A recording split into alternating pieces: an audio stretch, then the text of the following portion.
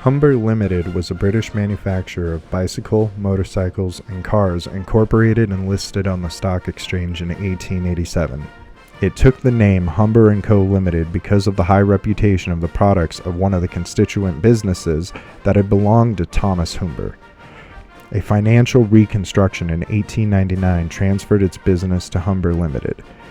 After more acquisitions and sell-offs, it was bought out and defuncted in 1967. For context, my own mother was born this year.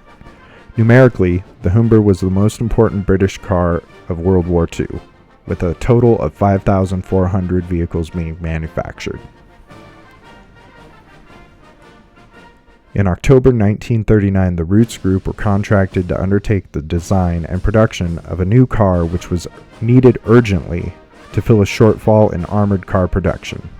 To save time, Rootes decided to utilize an existing design, the Guy armored car, itself based on a pre-war wheeled light tank designed by Guy Motors of Wolverhampton, and marry its body shape to a chassis that were already constructing for the Carrier KT-4 being manufactured by one of their subsidiaries as an artillery tractor for the Indian Army.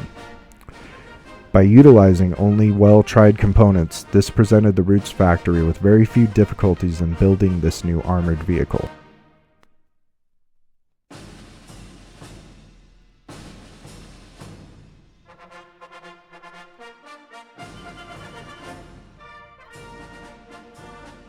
The only major changes to the existing chassis required was the moving of the 90 horsepower Rootes 6-cylinder petrol engine to the rear and the strengthening of the suspension. Despite production being undertaken at Carrier Motors Limited of Luton, the name Humber, although it was another Rootes subsidiary, was chosen in order to avoid confusion with various other military vehicles already known as Carriers. The mechanical side of the Humber was relatively unadventurous. Solid axles with half-elliptic springs were used, and the engine and transmission were ex-civilian truck units. Like most British-produced armored vehicles of the time, the Humber was rugged, reliable, and operationally sound, the only defect reported in service being a short engine life.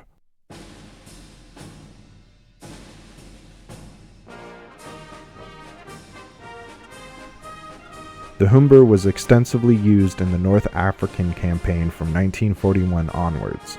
Service experience with the Mark I soon suggested that a few improvements would be beneficial, and consequently a Mark II version began rolling off the production line. The armored car, Humber Mark III, which entered production in 1942, had a more roomy turret than the Marks I and II, which allowed the crew to be increased to 4. The first 3 marks of Humber armored car all had an armament of 2 Besa machine guns, one of 7.92mm caliber and the other of 15mm. The latter was never an entirely satisfactory weapon, being prone to stoppages.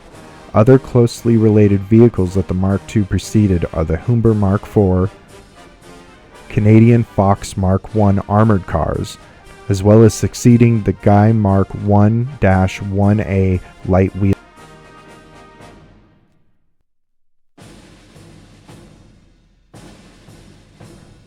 Conclusions. The Humber was particularly liked as a command vehicle, despite being severely outgunned, since it had more internal room than the alternative Daimler armored car. They were used by both armored car regiments, where they tended to be used at the regimental and squadron headquarters if Daimlers were also available, and reconnaissance regiments of infantry divisions in the most theaters of war in which British and Commonwealth troops were engaged until 1946. The Humber gave excellent service and was still being used by some armies in the Far East even today, in Burma and other small countries in Asia. Examples exist all over the world, in Europe, America, Asia, and even in some odd places one might find a neat old military vehicle.